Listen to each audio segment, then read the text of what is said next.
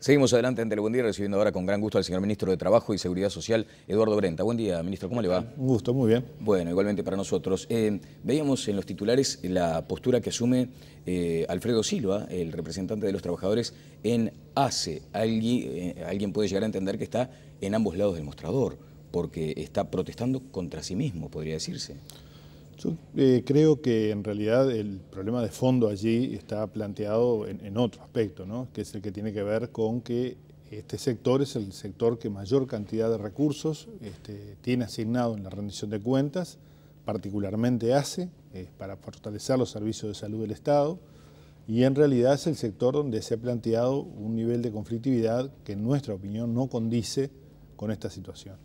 El día de ayer se realizaron algunos anuncios que nosotros esperamos no se concreten, digamos, y que se abra una reflexión, porque de hecho hay un intercambio entre los actores, entre el Ministerio de Salud Pública, ACE y los trabajadores, que esperemos evite la posibilidad de llegar a un tipo de anuncios de tal nivel que podrían generar situaciones complicadas en un área de sensibilidad tal como es la salud, ¿verdad? Si me permite, de eso me voy a detener en un instante. Pero antes, la pregunta que tiene que ver con Alfredo Silva específicamente. Sí, sí. ¿Cómo ve su postura? Bueno, yo creo que él es representante de los trabajadores, pero a su vez integra el directorio de ACE.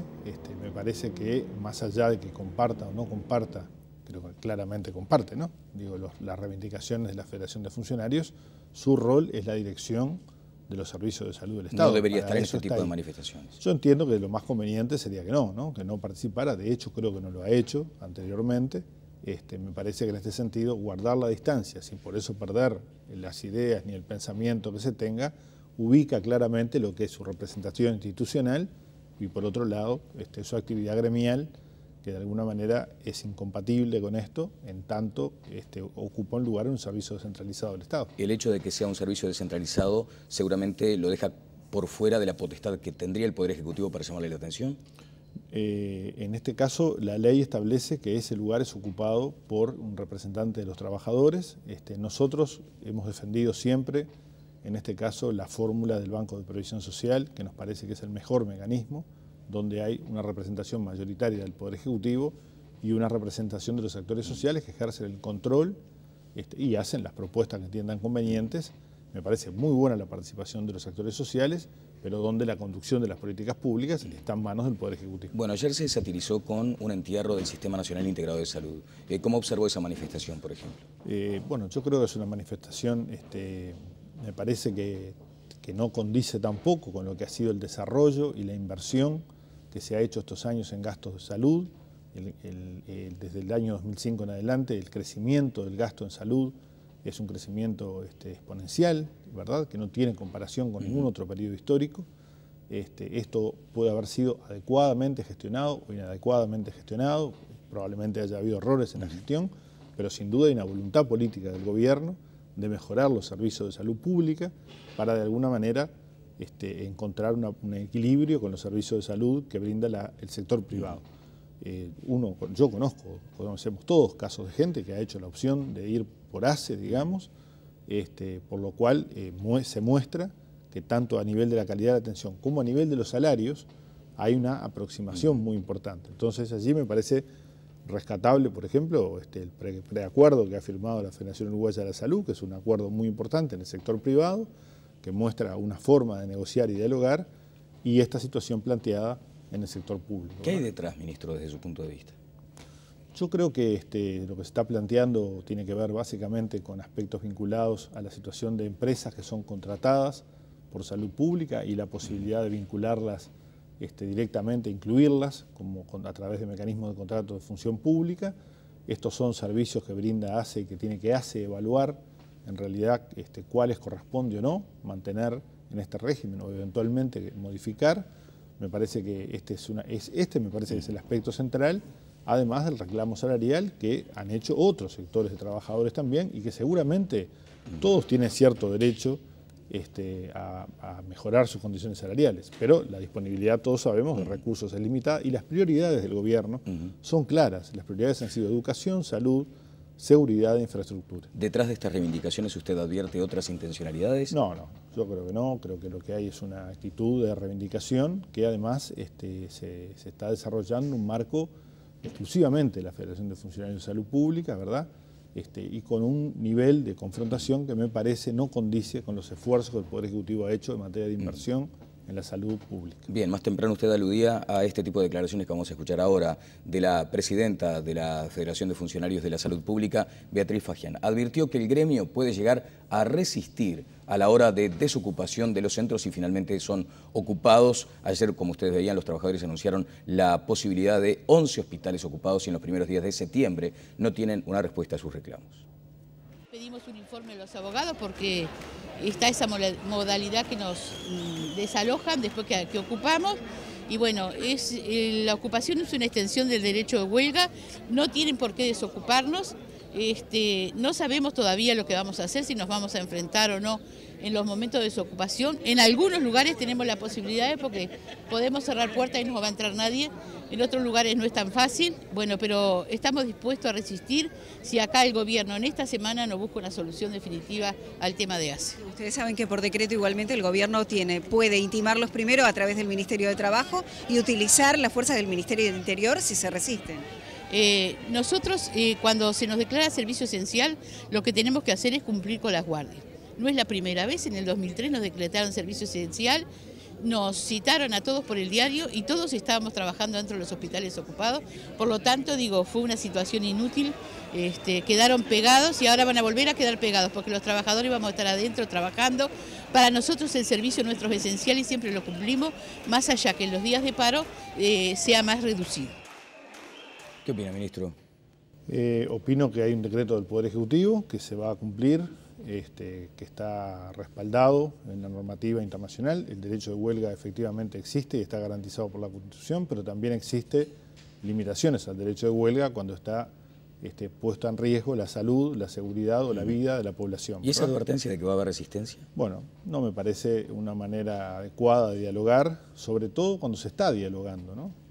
Si estuviéramos en una situación extremadamente grave en materia de ausencia de diálogo entre los actores, porque diálogo no significa ponerse de acuerdo, significa dialogar y negociar, me parece que también sería quizá una declaración un poco exagerada, pero sería más comprensible. En el caso en el que hablamos, que se está dialogando y que hay un tránsito de este proyecto de rendición de cuentas por la Cámara de Senadores, un anuncio de confrontación y resistencia a las medidas adoptadas por el Poder Ejecutivo, me parece que no condice con el estado de situación actual en que está la negociación entre trabajadores y el Ministerio de Salud Pública. Bueno, después vamos a hablar de este clima de conflicto que vive el país y seguramente ni siquiera usted se lo esperaba.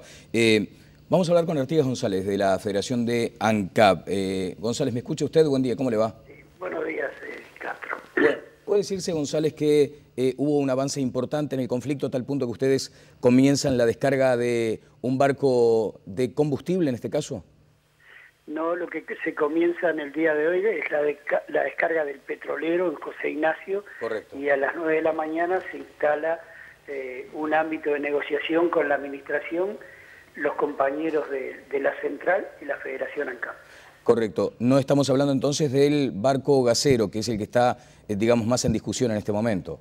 No, nosotros en este sentido, el tema del barco, estamos dispuestos a instalar la descarga. Tenemos todo pronto, los compañeros están esperando allí, previo un protocolo de seguridad, porque más allá de los desmentidos ante la opinión pública sobre el tema de la seguridad, el muelle de La Teja está en una situación de inseguridad total, incluso en las redes de incendio, y no estamos dispuestos a perjudicar ni los equipos, pues el ANCAP de todos los uruguayos, ni poner en riesgo la integridad física de ningún trabajador del área, ni ningún trabajador de ANCAP. Artigas, correcto. Más allá de que vamos a ampliar naturalmente sus declaraciones en los próximos informativos, simplemente como título, se ha señalado por parte del presidente de ANCAP que detrás de estas reivindicaciones gremiales hay otras connotaciones que tienen que ver con la regulación en la propia refinería, que lo que ustedes quieren es un corrimiento natural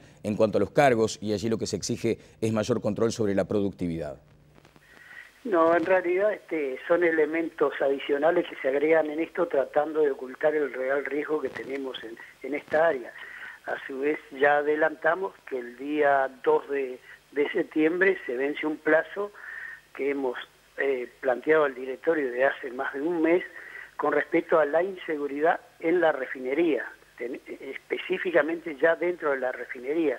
No nos olvidemos que tuvimos un trabajador quemado con ácido hace un mes y los lugares que había que haber reparado en esa área siguen igualmente a como estaban cuando se produjo el accidente. Normalmente los trabajadores de ANCAP los problemas los arreglamos en casa. Ahora cuando no hay soluciones, lamentablemente tenemos que hacer medidas y salir a la calle. Los temas de seguridad en ANCAP están en una situación de riesgo, una ANCAP que se expande y que todos acompañamos esta expansión, pero hay una desidia en cierta medida en el tema de la seguridad. Y queremos ser muy claros, el directorio toma decisiones en una forma de acordando con el sindicato los temas de seguridad y después en los equipos gerenciales ahí se tranca la ejecución de estos acuerdos. Bueno, le quiero agradecer, González, por este primer contacto y seguiremos atentos a lo que signifique la evolución de este conflicto. Bueno, muchas gracias a ustedes. Bueno, Artigas González, el integrante de la Federación de ANCAP. Ministro, allí hay una situación muy compleja. Bueno, primero se habla de desidia, lo que representaría en todo caso irresponsabilidad de los mandos, ¿no? Si tengo a un trabajador trabajando en condiciones inseguras, es una falta grave. Bueno, primero queremos decir que el Ministerio de Trabajo en ningún momento estuvo ausente de esta negociación. Primero, porque quien primero intervino en esta situación de inseguridad que plantearon los trabajadores fue la Inspección General del Trabajo. ¿Y qué resultó de eso? Resultó de eso un expediente que establece una serie de observaciones. Vale la pena aclarar que la Inspección General del Trabajo trabaja con independencia técnica, ¿verdad? Por tanto, no hay ninguna decisión allí de carácter político ni de ningún tipo. Trabajan con los inspectores, constatan la situación, evalúan el riesgo y en función de eso realizan observaciones a corregir, cosa que realizaron en este caso, y si la situación de riesgo amerita la clausura, la Inspección General del Trabajo puede clausurar cualquier ámbito y de hecho lo hemos hecho, por ejemplo, en instituciones de enseñanza secundaria. ¿Y eso en qué está hoy, ministro? Bueno, esto fue al comienzo. En virtud de esto se establecieron una serie de observaciones que ANCAP está corrigiendo, ¿verdad? Entre ellos una caseta, cual ha sido mencionada, situaciones eléctricas, etcétera, pero se evaluó que las condiciones no ameritaban la clausura. Por tanto, creo que nadie mejor que los inspectores de trabajo, que son especializados en esto, para determinar dónde hay riesgo y dónde no lo hay riesgo. Accidentes de trabajo puede haber siempre, pero nuestro objetivo es cero accidentes, digamos, ¿no? Claro. Naturalmente. En virtud de esto, se nos planteó por parte del secretariado del PIT-CNT esta misma fórmula de llegar a un diálogo cuando se comenzara la descarga. Nosotros hicimos los contactos con el directorio de ANCAP hace una semana atrás y allí planteamos la posibilidad de que, como los directores, presidente y vicepresidente no estaban en el país, regresaban al otro día, aseguramos una reunión para el otro día y les solicitamos a los trabajadores que, como el reclamo era el ámbito de negociación, comenzaran la descarga del buque gasero para asegurar la distribución a la población y al mismo tiempo estaba garantizado por el Ministerio de Trabajo la reunión. Seguramente el señor presidente de ANCAP, de la Federación ANCAP, no conoce esto, por tanto ha hecho unas afirmaciones respecto a que el Ministerio de Trabajo no estuvo presente. Estuvo muy presente, de hecho esto se origina en una inspección del Ministerio de Trabajo y esa fórmula que propusimos fue rechazada por la Federación ANCAP, planteando la necesidad de que hubiera simultaneidad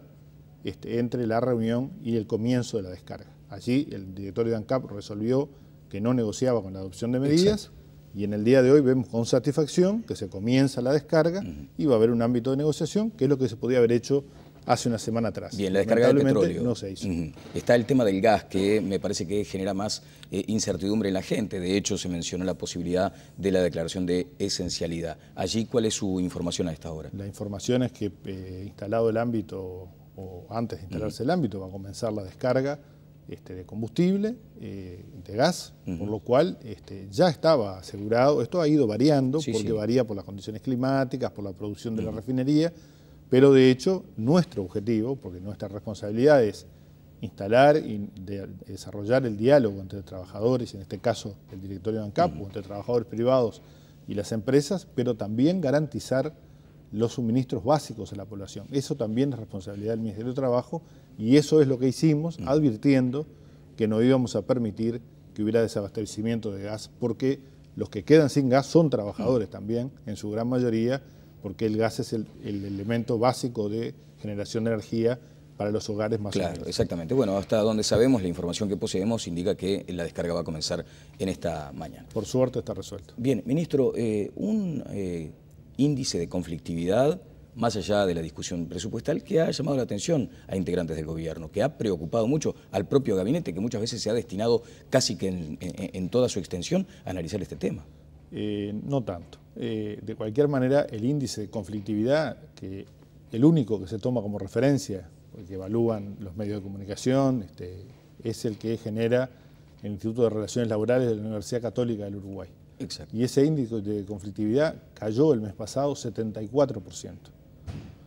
Y usted me preguntará por qué cayó. Sí. Y bueno, cayó porque buena parte de estas medidas que estamos viendo, por ejemplo, la de los funcionarios de salud pública, ha consistido fundamentalmente en movilizaciones y ocupaciones, no en paros, ¿verdad? Por tanto, la cantidad de horas trabajadas, perdidas por concepto de paros, ha caído un 74%. Ahora le pregunto en todo caso, o modifico la consulta, ¿hay una crispación generalizada en el ámbito? Bueno, yo pregunto, hay una situación en el sector privado donde la gran mayoría de los trabajadores están cubiertos por convenios colectivos y donde ya comienzan a firmarse los primeros preacuerdos. De hecho, hoy la Federación Uruguaya de la Salud va a discutir la aprobación del preacuerdo firmado en la semana anterior. Es quizá de los principales grupos, quizá no, es de los principales grupos que están negociando en este momento y estarían firmando un convenio de aprobarlo en la Asamblea por 3 años con un resultado, yo creo, muy positivo para los trabajadores.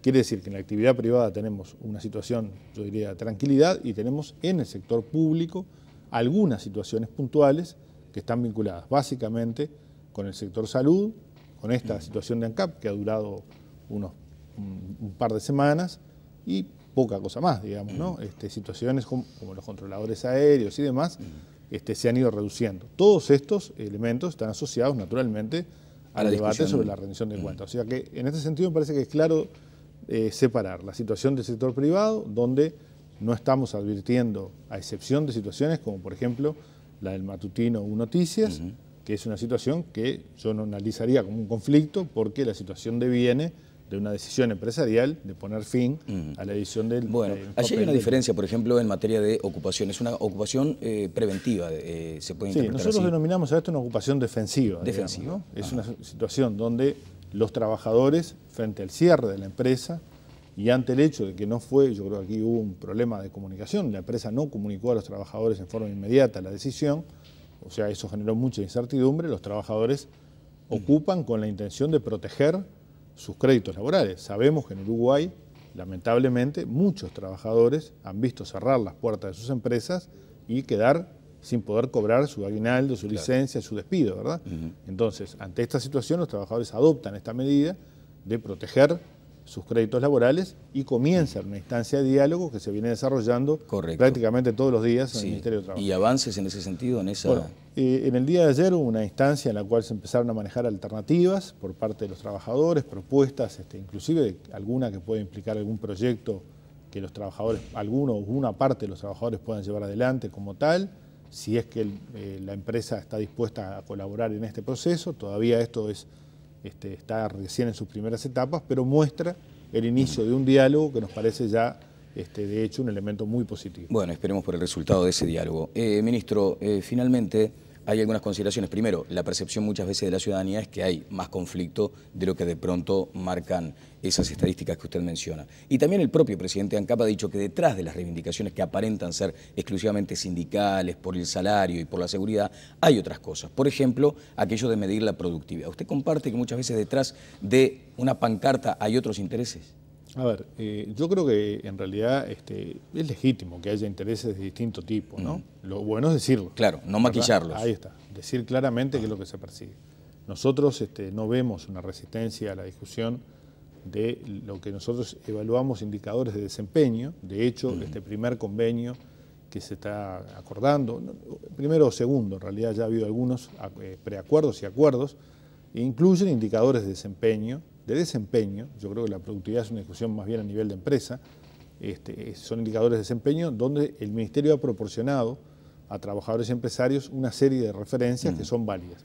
Índice de volumen físico en la industria, ventas en el sector comercio, personal ocupado, horas de trabajadas, que pueden permitir la construcción de indicadores que de alguna manera pueden ser extremadamente beneficiosos para los trabajadores. Esto me parece que es un elemento que va a colaborar en una mejor negociación, calidad de la negociación, sumado a otros aspectos no salariales que están siendo discutidos, como es el tema, por ejemplo, de los cuidados de los menores, de las trabajadoras, un elemento que ha sido muy bien tomado. En estos próximos días estaremos firmando un acuerdo con el Fondo de Población y Desarrollo de las Naciones Unidas para promover este tipo de prácticas entre empresarios y trabajadores que tienen un objetivo que es la plena incorporación de la mujer al mercado de trabajo. Estos son elementos que no son salariales, pero son muchas veces tan importantes como lo son los elementos de seguridad y salud y demás, donde existe un amplio diálogo social. Bueno, lo cierto es que hay empresarios que pueden llegar a entender como absurdas algunas reivindicaciones. De hecho, por ejemplo, el presidente ANCAP en su condición de empresario dice, bueno, no, yo quiero mejor control, más productividad, y a eso se me oponen mis trabajadores. Y allí hay otro aspecto, ministro, que tiene que ver con inquietudes del sector empresarial. Es decir, ¿y por qué tengo que publicar los números para que los trabajadores en función de eso me hagan el reclamo? ¿Dónde está dicho que yo deba justificar lo que gano cuando asumo un riesgo, cuando invierto un capital, cuando doy oportunidades laborales?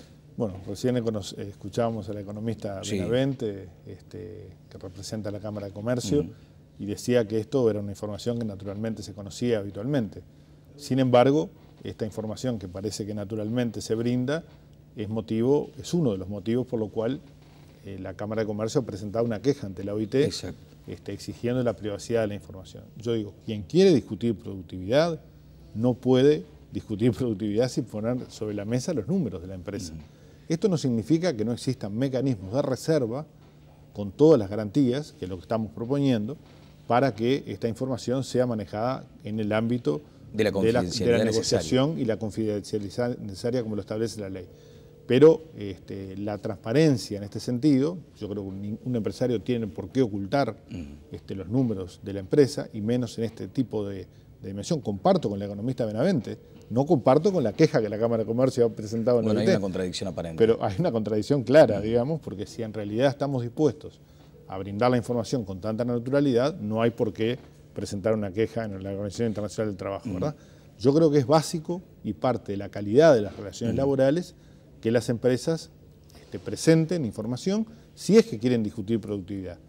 Si no, porque no hay discusión de productividad donde uno pone sobre la mesa toda la información y el otro no la pone. ¿No es un activo reservado de la empresa aquella de cuidar sus cuentas? La que de alguna manera entienda que este tipo de negociación no le sirve, no tiene por qué hacerlo, ¿verdad? Ahora, ¿cómo un trabajador va a discutir productividad si no conoce cuáles son los resultados de la empresa? De hecho, hay muchas empresas que publican balances, pero muchas que no están obligadas a hacerlo. Acá hay un componente de productividad, también de salario. Hay quienes entienden que el mercado es el que regula el salario y que por más que el empresario pueda ganar mucho dinero, no necesariamente eso tiene que conllevar un correlato con mi ingreso, por ejemplo. Hoy los salarios, en la negociación colectiva, que creo que ha sido el avance que ha permitido el crecimiento del salario real más importante de América Latina para los trabajadores, según la CEPAL, no es información nuestra, sino de CEPAL, ha estado basado en la reinstalación de los consejos de salarios como un elemento clave. ¿Por qué?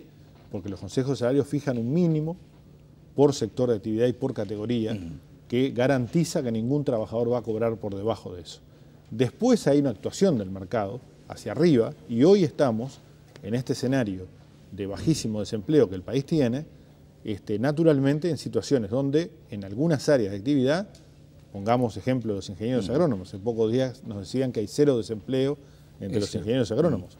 Quien pretenda hoy conseguir un ingeniero agrónomo para su explotación agropecuaria, deberá pagarle muy bien. Va a disputar con otro que ya lo tiene contratado y seguramente va a tener que pagarle mejor salario. Por tanto, en este caso, con esta tasa de desempleo, el mercado está operando al alza, digamos, claro, por encima de la negociación bueno, colectiva. convengamos que estas recuperaciones históricas del salario no estuvieron atadas a conocer las finanzas de cada una de las empresas. No, para nada, no fue necesario. Bien, ministro, una consideración puntual, porque ya estamos atrasadísimos. ¿Está de acuerdo con un nuevo impuesto al trabajador y a los pasivos para, en este caso, reparar a las víctimas del delito? Esto es una propuesta que todavía no está resuelta, me parece que hay que evaluar muy bien. Yo estoy absolutamente de acuerdo con la existencia de un fondo que repare las víctimas desde el punto de vista económico y también de la atención psicológica y demás que ayer reclamaban y que creo que es tan o más importante, ¿verdad?, que la reparación económica. De cualquier manera hay que estudiar muy bien la fórmula porque no puede recaer exclusivamente sobre trabajadores y jubilados. Muchísimas gracias, ministro. Con mucho gusto. El ministro de Trabajo y Seguridad Social, Eduardo Brenta.